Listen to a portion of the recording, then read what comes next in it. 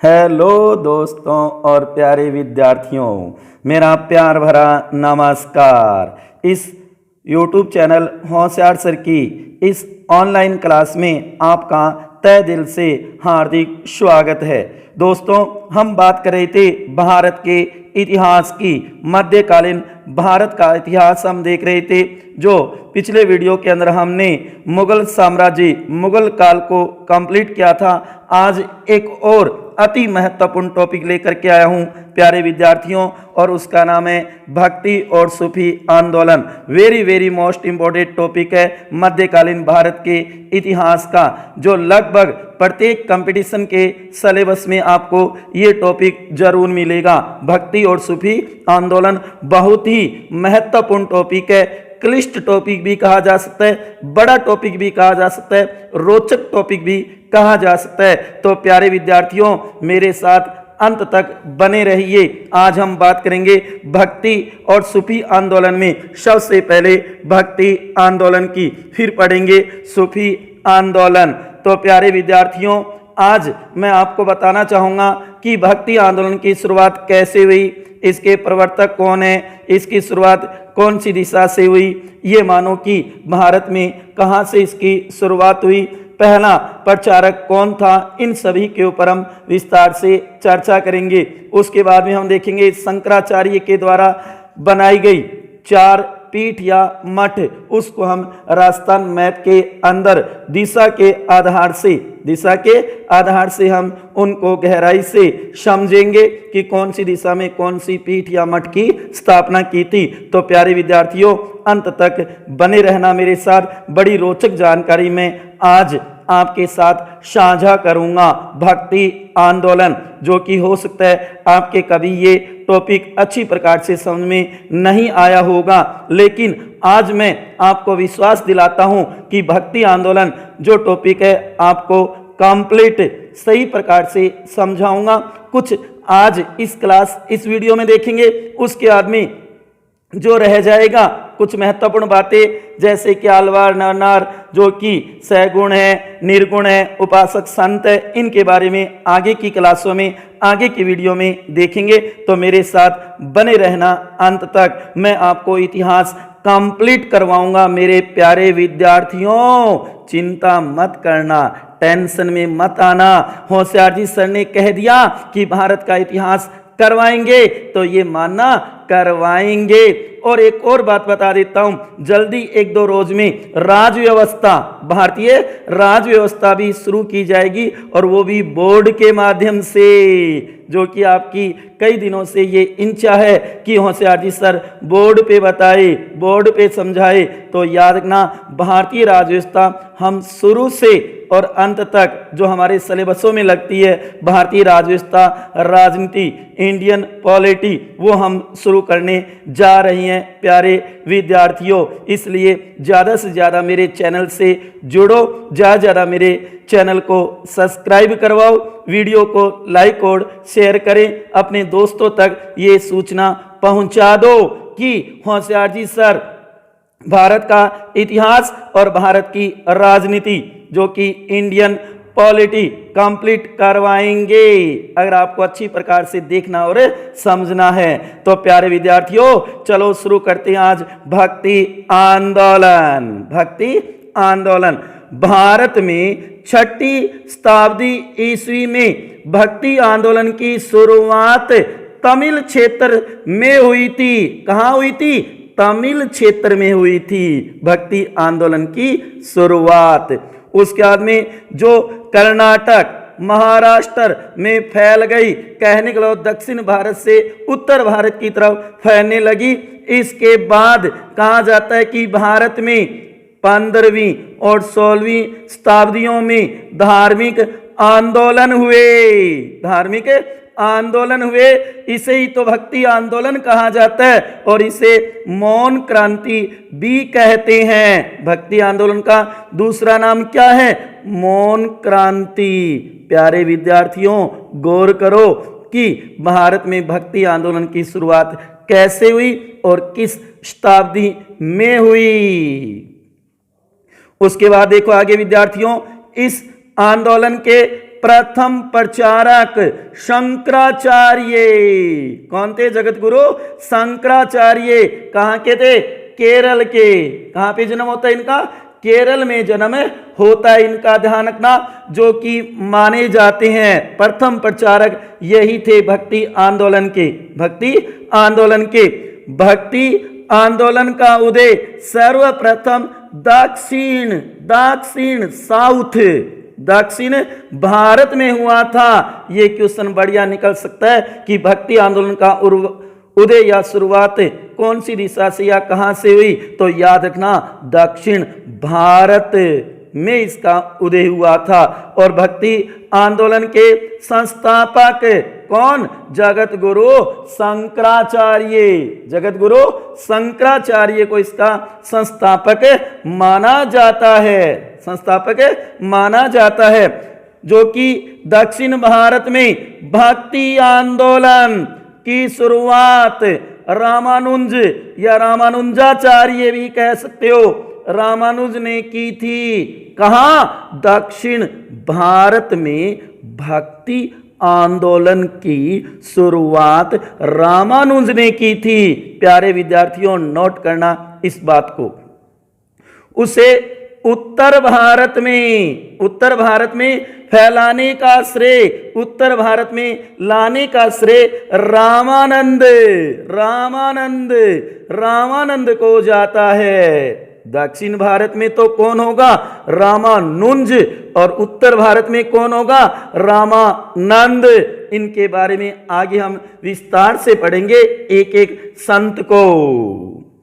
जो कि प्यारे विद्यार्थियों ध्यान देना, भक्ति शब्द भज धातु से बना है। भक्ति शब्द भज धातु से, कौन सी धातु?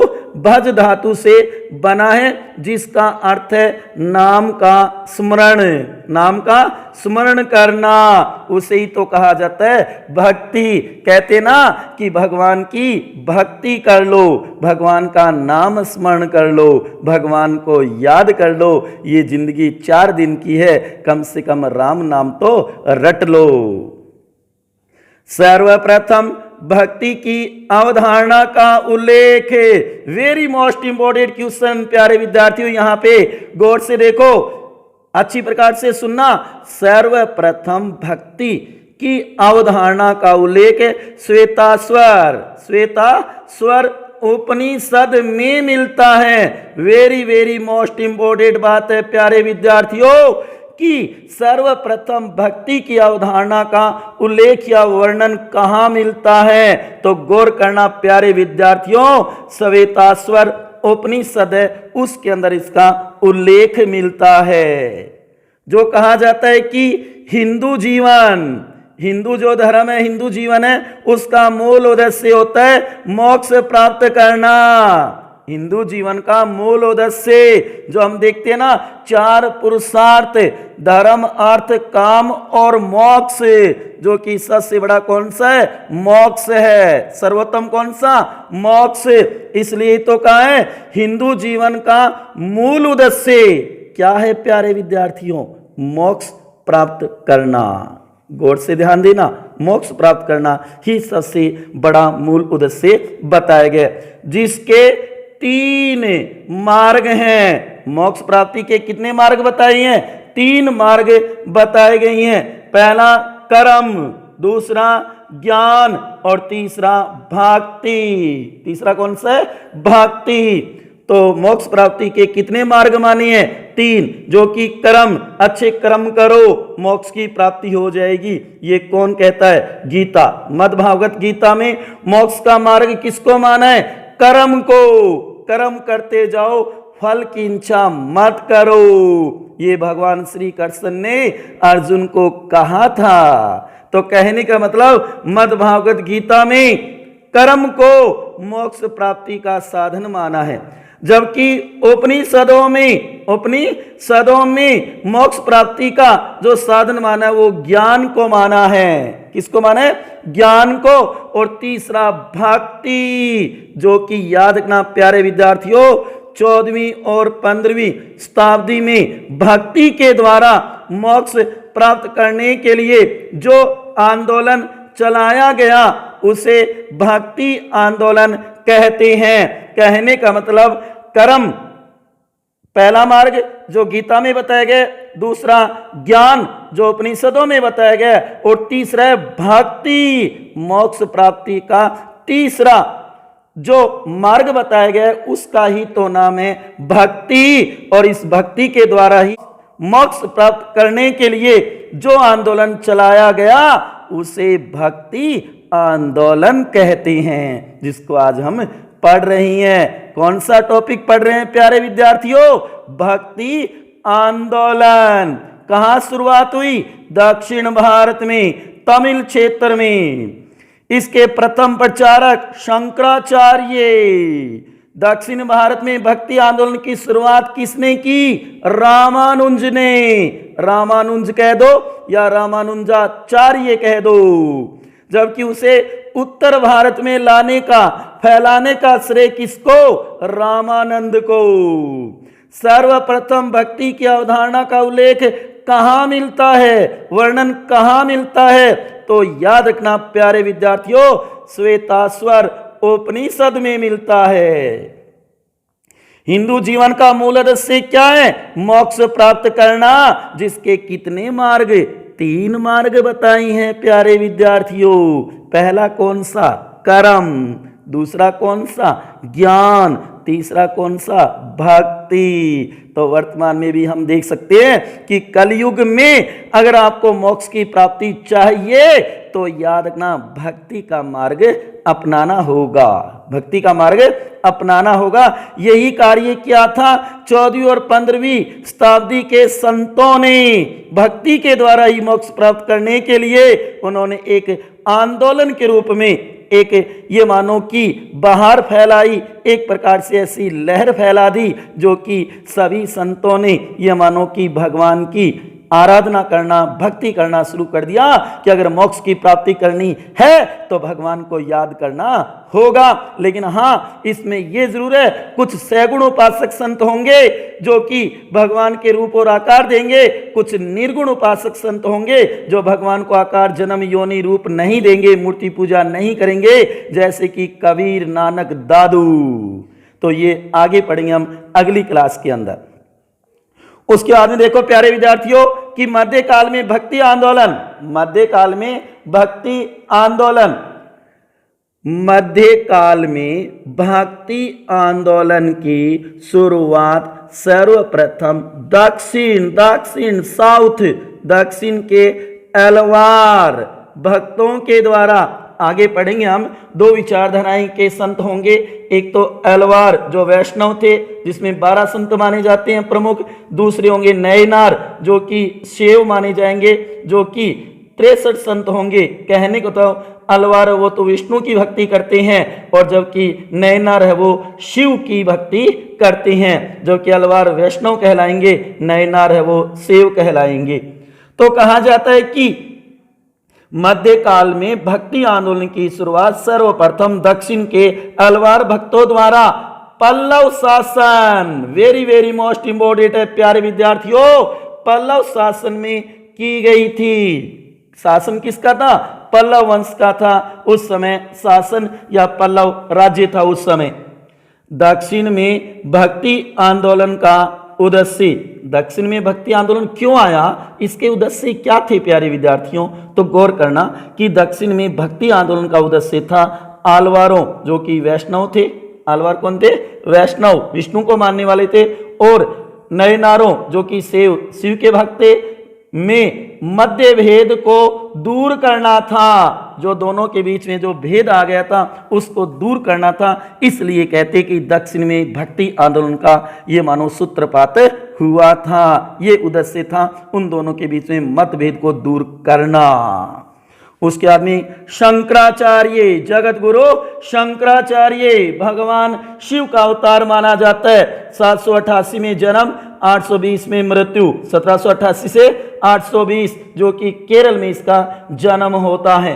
केरल में इसका जन्म होता है। केरल के मालाबार जो जगह वहां पे शंकराचार्य ने देश, भारत देश की चारों दिशाओं में 4 पीठ या मठ, पीठ कह दो या मठ कह दो, आश्रम कह दो, एक प्रकार से मठ स्थापित की, कहना पीठ स्थापित की थी हिंदू धर्म के प्रचार प्रसार के लिए, हिंदू धर्म के प्रचार प्रसार के लिए ये काम किया था। प्यारे विद्यार्थियों, क्या पढ़ रहे हैं हम? भक्ति आंदोलन पढ़ रहे हैं हम, भक्ति आंदोलन, जो कि मुगल साम्राज्य के बाद हमारा मध्यकालीन इतिहास का अति महत्वपूर्ण टॉपिक है, भक्ति और सूफी आंदोलन। आज हमने शुरू किया है भक्ति आंदोलन। प्यारे विद्यार्थियों, कुछ समझ में आ रहा है ना कि भक्ति आंदोलन पहले पढ़ा और एक आज पढ़ रहे हो कि भक्ति आंदोलन की शुरुआत कैसे हुई, प्रथम प्रचारक कौन थे, भक्ति आंदोलन की शुरुआत दक्षिण में सर्वप्रथम किसने की, उत्तर भारत में फैलाने का श्रेय किसको है, भक्ति शब्द किस धातु से बना है, जिसका अर्थ क्या होता है, सर्वप्रथम भक्ति की अवधारणा का उल्लेख कहाँ मिलता है, हिंदू जीवन का मूल उद्देश्य क्या था, मोक्ष प्राप्त करना, उसके कितने मार्ग माने, 3 मार्ग माने गए थे, कर्म ज्ञान भक्ति। आ रहा है ना समझ में प्यारे विद्यार्थियों, मेरे युवा साथियों? तो ये 4 मठ कह दो या पीठ स्थापित किए चारों दिशाओं में। तो यहां दिशा उत्तर में, पूर्व में, पश्चिम में, दक्षिण में। गौर करो, पीठ का नाम जो कि उत्तर में तो ज्योतिष पीठ, जो कि स्थान का बद्रीनाथ, जो आगे हम देखेंगे इसी वीडियो में, एक भारत के मैप के अंदर दिशा के आधार पे वेरी मोस्ट इंपॉर्टेंट, बहुत बढ़िया रोचक तरीके से प्यारे विद्यार्थियों अंत में बताना जरूर आज वाला वीडियो आपको कैसा लगा, भक्ति आंदोलन किस प्रकार से आपके समझ में आया। आगे भी हम भक्ति आंदोलन के जो अन्य पार्ट बनाएंगे, वीडियो बनाएंगे, उसको भी रोचक तरीके से बनाया जाएगा, तो इसलिए मेरे साथ बने रहिए। तो स्थान बद्रीनाथ, राज्य उत्तराखंड, और भगवान को समर्पित किसको? विष्णु को समर्पित है। तो उत्तर में कौन सी पीठ बनाई? ज्योतिष पीठ। पूर्व में गोवर्धन पीठ, जगन्नाथपुरी, पुरी भी जिसको कहा जाए, जगन्नाथपुरी ओडिशा, ये बलभद्र और सुभद्रा को समर्पित है। भगवान श्री कृष्ण का ही एक रूप है, बलभद्र और सुभद्रा का को समर्पित है, ये ध्यान देना। पश्चिम में शारदा पीठ, द्वारिकापुरी, द्वारका कहाँ? गुजरात, ये भगवान श्री कृष्ण को समर्पित है। दक्षिण में श्रृंगेरी पीठ, जो कि तुंगभद्रा नदी के तट पर कांची, मैसूर, कर्नाटक राज्य में, जो कि भगवान शिव को समर्पित है। प्यारे विद्यार्थियों गौर करना, जो कि इन 3 पीठों में कौन कौन सी? ज्योतिष पीठ, गोवर्धन पीठ, शारदा पीठ, यहाँ के प्रमुख को महंत कहते हैं। बहुत ही महत्वपूर्ण बात है, गौर करना प्यारे विद्यार्थियों। इन तीनों पीठ के अंदर जो प्रमुख होते हैं, मेन होते हैं ना, उनको महंत कहते हैं। क्या कहते हैं? महंत कहते हैं। जबकि दक्षिण में जो श्रृंगेरी पीठ है, तुंगभद्रा नदी के तट पर भगवान शिव को समर्पित है, यहां जो प्रमुख है उसे जगत गुरु, क्या कहा जाता है? जगत गुरु कहा जाता है। यहां जगत गुरु प्रमुख होता है, जो इनका प्रमुख होता है उसे जगत गुरु कहते हैं। प्यारे विद्यार्थियों आया क्या समझ में? शंकराचार्य ने चारों दिशाओं में 4 पीठ कह दो या मठ की स्थापना की थी, अलग अलग दिशाओं में, अलग अलग स्थान पे।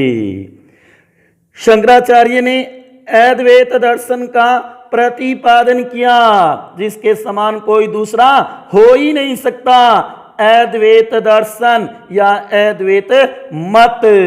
तो प्यारे विद्यार्थियों क्या पढ़ रहे हैं आज हम? भक्ति आंदोलन। भक्ति आंदोलन बहुत ही महत्वपूर्ण टॉपिक है, आज इसे क्लियर कर लो, इतिहास को रटो नहीं, समझो। तो जहां तक मेरे को विश्वास है आज आपको अच्छी प्रकार से समझ में आ रहा होगा कि भक्ति आंदोलन की शुरुआत कैसे हुई, भक्ति आंदोलन की शुरुआत कैसे हुई, इसके बारे में अब देखते हैं बड़े रोचक तरीके से प्यारे विद्यार्थियों, जो कि भारत के मैप के अंदर, भारत के मैप के अंदर, जो कि मैंने आपके लिए अच्छी प्रकार से जो भारत का मैप बनाया समझाने के लिए, तो अच्छी प्रकार से समझना मेरे प्यारे दोस्तों, विद्यार्थियों और युवा साथियों, जो भी मेरे इस क्लास को, इस वीडियो को देख रही हैं उन सभी से ये निवेदन है कि अगर मेरे चैनल को सब्सक्राइब नहीं किया है तो मेरे चैनल को सब्सक्राइब कर देना,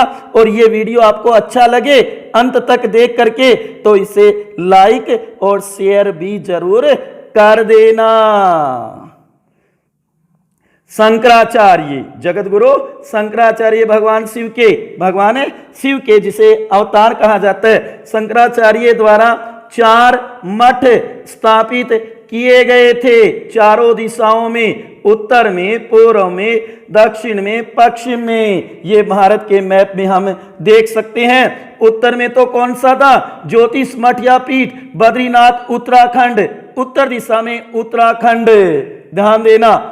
उसके बाद में पूर्व में गोवर्धन मठ या पीठ पुरी, जगन्नाथपुरी ओडिशा में। वहीं दक्षिण में सिंगेरी मठ या पीठ काची कर्नाटक में, जो कि पश्चिम में शारदा मठ या पीठ द्वारका या द्वारिकापुरी, जो कि गुजरात में। आया प्यारे विद्यार्थियों कुछ समझ में? चारों दिशाओं में, जो कि ज्योतिष मठ या पीठ बद्रीनाथ उत्तराखंड कौन सी दिशा में? उत्तर में। गोवर्धन मठ और पीठ पूरी ओडिशा किस दिशा में? पूर्व में। श्रृंगेरी मठ या पीठ काची कर्नाटक दक्षिण में। शारदा मठ या पीठ द्वारका गुजरात पश्चिम में। इनको आप ट्रिक के माध्यम से भी चाहो तो इस ट्रिक से भी याद कर सकते हो। वैसे कि ट्रिक अपने स्वयं की होती है प्यारे विद्यार्थियों, ये मैं बार बार बताता भी रहा हूं। क्या पता मेरी बनाई ट्रिक आपके समझ में आ जाए, आपको अच्छी लगे तो इसको भी तैयार कर सकते हो। इन चारों को कैसे तैयार करें? जय गो साग, जगो साग। जय 1 नंबर कौन सी? ज्योतिष। 2 नंबर कौन सी? गोवर्धन। 3 नंबर कौन सी? शारदा। और 4 नंबर कौन सी? सिंगेरी, जो हमने पीछे शुरू में देखा भी है। 1 नंबर, 2 नंबर, 3 नंबर और 4 नंबर उसके अनुसार है, ये ध्यान रखना। जबकि उत्तर में हम कह सकते हैं जब ज्योतिष पीठ बद्रीनाथ, जय बै ज्योतिष बद्रीनाथ, ज्योतिष बद्रीनाथ, ज्योतिष बद्रीनाथ। ऐसे 1-2 बार रिहर्सल करोगे तो प्यारे विद्यार्थियों याद हो जाएगी। उसके बाद में पूर्व में जो कि गोजय, पूर्व में कौन सी है? गोजय। गोवर्धन जगन्नाथ, गोजय, पूर्व में गोजय कौन सी? गोवर्धन। कौन कहां पे? जगन्नाथपुरी में। तीसरी पश्चिम में जो कि सादा जो कि शारदा पीठ द्वारका में।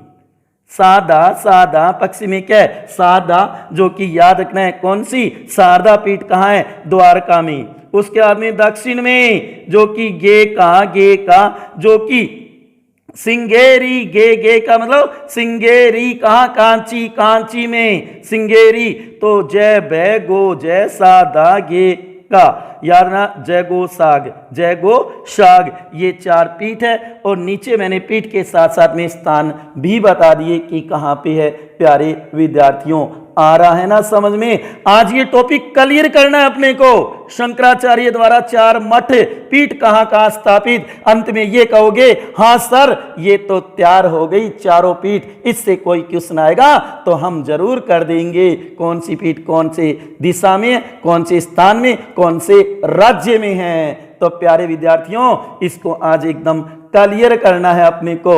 तो ये चारों पीठ भारत के मैप में देख सकते हो, जो कि उत्तर हमेशा ऊपर होता है मैप में। तो आप देखोगे उत्तर में ज्योतिष मठ बद्रीनाथ उत्तराखंड में भगवान विष्णु को समर्पित है। भगवान विष्णु को समर्पित है ज्योतिष मठ, ज्योतिर्मठ भी कहा जा सकता है इसको, गौर करना। बद्रीनाथ उत्तराखंड। वहीं आप देखोगे पूर्व में बलभद्र व सुभद्रा को समर्पित है गोवर्धन मठिया पीठ। गोवर्धन मठिया पीठ जगन्नाथपुरी, केवल पुरी भी कहा जाता है, जगन्नाथपुरी ओडिशा। वहीं आप देखोगे पश्चिम में भगवान कृष्ण को समर्पित है शारदा पीठ। कौन सी? शारदा पीठ द्वारका या द्वारिका गुजरात। वहीं आप देखोगे कि दक्षिण में भगवान शिव को समर्पित है जो कि सिंगेरी मठिया पीठ, जिसको आप कह सकते हो कांची, मैसूर कर्नाटक, तुंगभद्रा नदी के तट पर ये 4 मठ स्थापित किए थे, पीठ स्थापित की थी हिंदू धर्म के प्रचार प्रसार के लिए। किसने? जगत गुरु शंकराचार्य ने। ये हमारे भारत, अखंड Bharat, India, I love my India, ये अखंड भारत, उसके अंदर ये 4 मठ चारों दिशाओं में उत्तर, पूर्व, दक्षिण, पश्चिम, 4 धाम भी बोलते हैं ना, कहते हैं ना कर लो 4 धाम की यात्रा, वो भी ऐसे ही चारों दिशाओं में। लेकिन ये नहीं होंगे, हाँ ये होगा एक जगन्नाथ, ये भी होगा बद्रीनाथ, ये भी होगा द्वारिका, लेकिन ये नहीं होगा, ये यहां पे होगा प्यारे विद्यार्थियों, और वह रामेश्वरम, 4 धाम, उसमें रामेश्वरम होता है, श्रृंगेरी मठ नहीं है। कई बार उससे जुड़ा हुआ क्वेश्चन भी आ जाता है। जगन्नाथ भी है, बद्रीनाथ भी है, लेकिन केदारनाथ नहीं है। प्यारे विद्यार्थियों गौर करो, 4 धामों में किसकी गिनती नहीं होती? केदारनाथ की नहीं होती। जबकि पहला कौन सा कह सकते हम? जगन्नाथ, दूसरा बद्रीनाथ, तीसरा द्वारका और चौथा रामेश्वरम, तमिलनाडु। जबकि यहां हम बात करें शंकराचार्य की 4 पीठ या मठ की स्थापना। तो प्यारे विद्यार्थियों देखा आपने, चारों दिशाओं में, जो आप मैप के अंदर भर करके 1-2 बार ट्राई भी कर सकते हो, इसको तैयार भी कर सकते हो। अब देखो नोट, प्यारे विद्यार्थियों ध्यान से देखना, अच्छी प्रकार से सुनना। शंकराचार्य जो कि शिव का अवतार था, के अद्वैत दर्शन या मत कह दो, दर्शन और मत एक ही बात है, अद्वैत दर्शन या मत के विरोध में दक्षिण भारत में वैष्णव संतों द्वारा 4 मतों या दर्शनों की स्थापना की गई थी या प्रतिपादन किया गया था। चारों जो आप देखो दक्षिण भारत में वैष्णव संत हुए थे, उन्होंने 4 मत या दर्शनों की स्थापना की थी इसके विरोध में। जैसे कि देखो यहाँ पे मैंने एक सारणी के माध्यम से इनको जरूर ही तैयार करना है। बहुत बार इनका क्रम आ जाता है, मैच करना आ जाता है, सुमेलित असुमेलित में भी आ जाता है। बहुत बार देखना ये क्वेश्चन पूछे जाते हैं कंपटीशनों में, याद रखना। सबसे पहले दर्शन या मत का नाम है, फिर उसका प्रतिपादक कि उसका प्रतिपादन किसने किया, उसके बाद में कौन सा संप्रदाय बनाया था, कौन सा संप्रदाय बनाया था उसका नाम है। तो सबसे पहले नंबर 1 विशिष्टाद्वैतवाद। विशिष्टाद्वैतवाद किसका? रामानुज का, जो कि संप्रदाय श्री संप्रदाय। तीनों याद होने चाहिए प्यारे विद्यार्थियों। विशिष्टाद्वैतवाद किसका? रामानुज का। कौन सा संप्रदाय बनाया? श्री संप्रदाय बनाया। उसके बाद में द्वैतवाद, द्वैतवाद माधवाचार्य किसका? ये माधवाचार्य इसके प्रतिपादक है, और संप्रदाय ब्रह्म संप्रदाय। द्वैतवाद, द्वैतवाद किसका है? माधवाचार्य का, ब्रह्म संप्रदाय। और तीसरा है शुद्ध द्वैतवाद, शुद्ध द्वैतवाद जो कि बल्लवाचार्य, जिसे विष्णु स्वामी भी कहा जाता है, इसी का ही नाम है बल्लवाचार्य का विष्णु स्वामी। रुद्र संप्रदाय, कौन सा संप्रदाय बनाया? रुद्र संप्रदाय का प्रतिपादन किया था। और चौथा है द्वैताद्वैतवाद। चौथा कौन सा है? द्वैताद्वैतवाद निम्बार्क। कौन है? निम्बार्क, जो अपने राजस्थान में भी अजमेर के पास इस्लामाबाद में निम्बार्क जो पंथ है प्रधान पीठ बनी हुई है निम्बार्क संप्रदाय की, जो कि इसका संप्रदाय है सनकादि संप्रदाय। प्यारे विद्यार्थियों इस सारणी को तो अच्छी तरीके से तैयार कर ही लेना। इसमें से क्वेश्चन बहुत बार पूछे जाते हैं, बहुत बार पूछे जाते हैं, तो इनको अच्छी तरीके से तैयार करना। दर्शन और मत का नाम ये है, प्रतिपादक ये होंगे, संप्रदाय ये होंगे। इनको क्लियर कर लेना कि विशिष्टाद्वैतवाद किसका? रामानुज का। द्वैतवाद किसका? माधवाचार्य का। शुद्ध द्वैतवाद किसका? बल्लवाचार्य का या विष्णु स्वामी का। द्वैताद्वैतवाद निम्बार्क का। रामानुज ने कौन से संप्रदाय की स्थापना की? किसका प्रतिपादक था ये? तो श्री संप्रदाय। श्री संप्रदाय का प्रतिपादक कौन? रामानुज। किसी भी प्रकार से पूछा जा सकता है प्यारे विद्यार्थियों, हमें तैयार रहना है, ये हमें एकदम क्लियर होना चाहिए। ब्रह्म संप्रदाय जो कि माधवाचार्य, रुद्र संप्रदाय का प्रतिपादक बल्लवाचार्य, सनकादि संप्रदाय का प्रतिपादक निम्बार्क। आया समझ में प्यारे विद्यार्थियों? आज हमने बात की भक्ति आंदोलन की शुरुआत कैसे हुई। आज कंप्लीट नहीं हुआ, अगले वीडियो में अगली क्लास में मिलेंगे एक रोचक तथ्यों के साथ। सगुण निर्गुण भक्ति उपासक संतों के बारे में देखेंगे, अलवार और नयनार संतों के बारे में हम देखेंगे। कौन संत हुए प्रमुख, कौन उनमें महिला थी, किन्होंने भगवान की आराधना की, किन्होंने नहीं की। इन सभी रोचक जानकारियों के साथ अगली क्लास में अगले वीडियो में भी मिलेंगे। तो आज कंप्लीट मत मान लेना प्यारे विद्यार्थियों। आज हमने भक्ति आंदोलन की शुरुआत देखी, उसके बाद में शंकराचार्य की 4 पीठ या मठों के बारे में आज हमने विस्तार से गहराई से अध्ययन किया, अच्छी प्रकार से त्यार की दिशा के आंकलन के भारत के मैप के अंदर। उसके बाद में शंकराचार्य के अद्वैत दर्शन का या मत का विरोध करने के लिए दक्षिण भारत में वैष्णव संतों द्वारा जो 4 मत या दर्शनों की स्थापना की गई या प्रतिपादन किया गया, उन 4 दर्शनों या मतों के बारे में हमने देखा। उनके प्रतिपादक कौन थे ये देखा, और उन्होंने कौन से संप्रदाय की स्थापना की ये हमने देखा।